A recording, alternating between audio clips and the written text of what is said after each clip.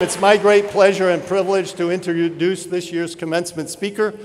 Our keynote speaker is an individual who has followed Martin Luther King's call to action.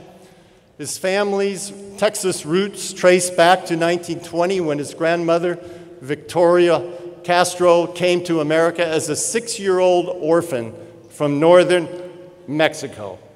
When he was just 26 years old, he became the youngest city councilman in San Antonio history, and just a few years later he was elected mayor, making him the youngest mayor of a major American city. His achievements in that office were many. He enlisted people of San Antonio to contribute to a collective vision and goals that still live today in this SA 2020 initiative. He expanded pre-kindergarten services in San Antonio and revitalized the city's urban core. And these accomplishments lighted the way for his emergence as a leader in urban development. In 2012, he gained national prominence as the first Hispanic to deliver the keynote address at a Democratic National Convention. And just 2 years later, he became Secretary of Housing and Urban Development, where he served President Obama and the nation with distinction. Today, he serves as a member of DC-based think tank Inter-American Dialogue, devoted to economic, social, and political progress in the Americas. And I will also share with you that he received his undergraduate degree from Stanford and his law degree from Harvard. However, we at the Price School are a tolerant and open-minded people. So we decided to invite him anyway. Ladies and gentlemen, please give a warm welcome to Julián Castro.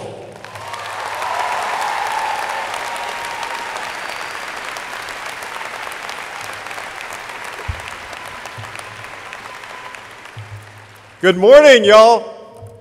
Buenos dias. First of all, thanks a lot, Dean Knott, for that introduction, and also for letting me into the building as a cardinal, and also for getting my name right. You know, a couple of weeks ago, I was introduced as Julián Castro, which wasn't totally weird because Joaquin is my brother and we're twins. But the thing is that usually when we're at the same place, he introduces me by saying that the way to tell us apart is that I'm a minute uglier than he is. When I was in DC, I used to say that the real way to tell us apart was that both of us lived in DC, but he was in Congress, so I was the only Castro brother that actually worked in Washington, DC. Dean, I want to commend you and your colleagues and this stellar student body who have made Price one of the most outstanding public policy schools in the entire United States. Congratulations for that, y'all. You have a lot to be proud of. I also want to give a quick shout out to Richard Green.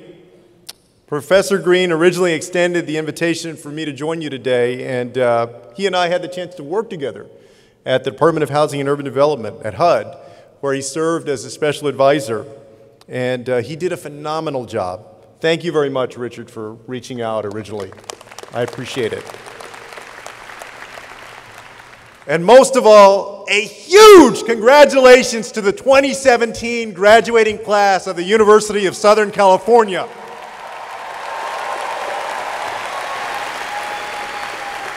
Y'all have earned it. I also want to join the Dean in congratulating all of the parents, the grandparents, relatives, family, and friends who are here to support our graduates, folks who have helped them get to this moment in their lives. Sunday, of course, is Mother's Day. So let's give a special shout out to all the moms in the room today.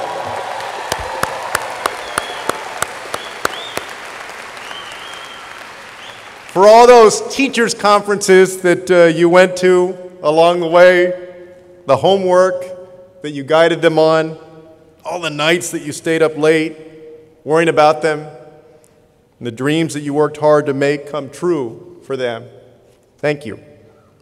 To our graduates, I'm happy to join you today because you make me hopeful about the future. You see, We live today in a world in which brain power is the new currency of success in this 21st century global economy. Those communities, states, and nations that cultivate it will be the ones that thrive, and those that don't will fall behind. Today, the United States is engaged in a competition for progress and opportunity like never before, with nations rising around the world who are producing tons of young people with the talent, the intelligence, and the ambition to produce the ideas and the companies that will drive prosperity in the decades to come. That means that here at home, we don't have a single person to waste. We need everyone's talent, starting with yours. You are who we're counting on to help expand prosperity in the years to come. The fact that you're about to cross this stage today means that you're hardworking, that you're smart, and that you've chosen a particular course of study. You have a passion for understanding, changing, creating, shaping, legislating, improving, and/or implementing public policy. The dictionary defines public policy as, quote, government policies that affect the whole population. In other words, your work, the path that you're on, is about the people. That's whom you've chosen to devote your study to. Not special interests or only the powerful, not only those who have, but also those who don't. The entire community. When I was Secretary of HUD, I had the chance to truly see our country. I visited in 2.5 years 100 communities in 39 states. I went to big cities and to small towns, to places liberal and conservative, and everything in between. At the Pine Ridge Reservation in South Dakota, I saw a house that 18 people lived in, including 2 families who lived in a basement, partitioned by a bedsheet. In Philadelphia, I met a man who just moved into an apartment for low-income tenants. He'd been homeless just 12 days earlier. When I spoke with him at his front door, he told me that several times since he'd moved in, he'd forgotten to take his keys with him when he left. You see, it had been so long since he had his own place to live that he'd lost a habit that you and I take for granted every day. Now he had to remind himself to grab his keys right before he walked out the door. In San Diego, I visited an affordable housing construction site. The developer introduced himself to me as a veteran. He said he used to be homeless himself, and now he was creating housing for homeless veterans who needed it. In my travels, I saw just how many of our fellow Americans are still in need. But I also saw the power of their resilience and optimism.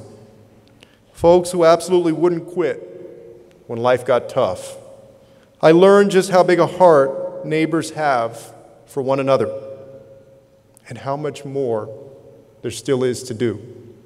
I also came to understand how much resources matter, that the best of intentions and the most earnest efforts often aren't enough alone to turn lives around, unless you have the resources too.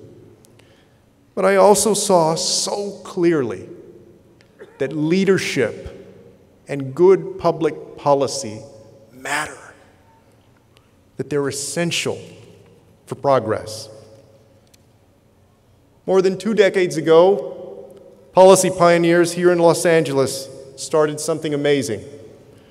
They embarked upon a housing-first approach to ending homelessness. At the time, most policymakers thought that the best way to tackle homelessness was to demand responsibility from a homeless person at the very outset, to take a man or woman living on the streets and provide them with temporary shelter. And then, if they promised to go through a program and to look for a job or to study for their GED, to furnish them with transitional housing for 6 months or a year. And then, if they kept doing what they should, finally they'd get into their own apartment, into their own permanent housing. Housing First turned that whole model on its head. Instead of making homeless folks jump through hoops to get into permanent housing, it placed them in permanent housing right away.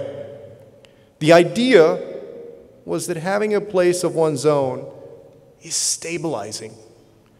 It allows a person to then address an addiction or lack of employment or lack of education more effectively, since he or she doesn't have to worry about where they're going to sleep at night or for how long.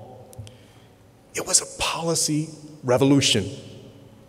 It put opportunity before responsibility. And you know what? It worked. Over the years, more and more cities and states adopted a Housing First approach.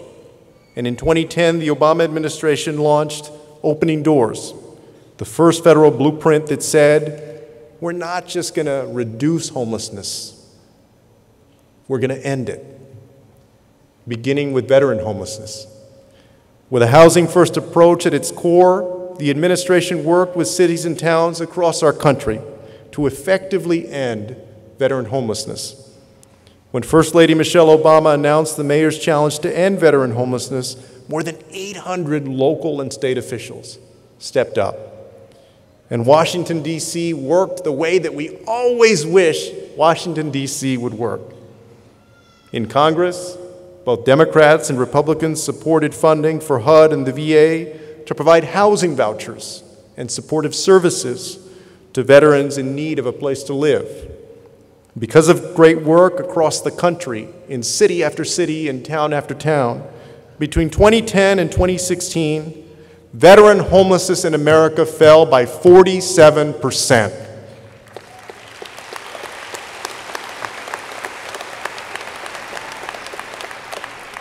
In fact, 3 states and 35 cities effectively ended veteran homelessness altogether.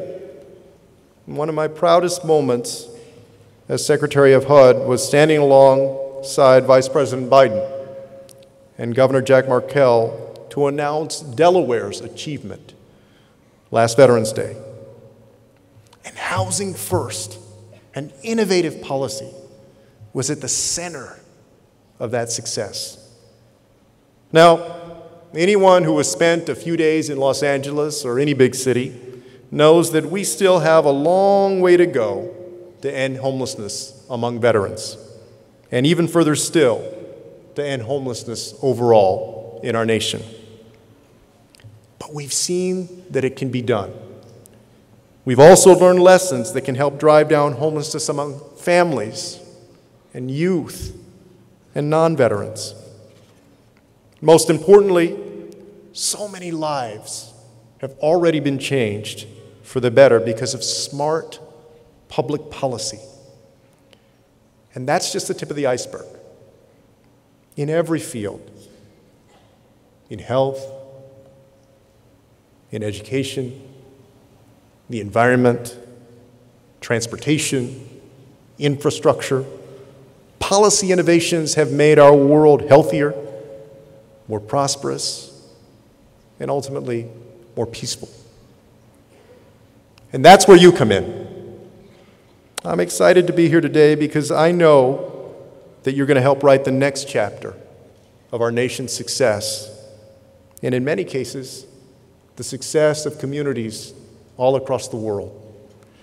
Because of your work, less children will go to bed hungry, more seniors will live healthy lives, more legislators will see the wisdom of investing in homelessness prevention, in closing the digital divide, and in combating climate change. And when that happens, all of us are going to win. And so, as you cross the stage today, it's surely a big victory for you and for your family, but it's also a victory for our nation and beyond. In the years to come, in all of the places that life will take you, my hope for you is that you'll always be honest with yourself and with others, that you'll keep your integrity, that you'll never stop learning. Don't ever think that you can't learn something from even the most unexpected sources. Good ideas don't come from just one political party, although y'all might imagine which one I think has the better ideas, or even one type of person. Know that a credential, your credential, is great, but that it's not enough. Those who make the most amazing differences in our world also have compassion and a sincere interest in other people, a willingness to be part of a team, and a strong work ethic.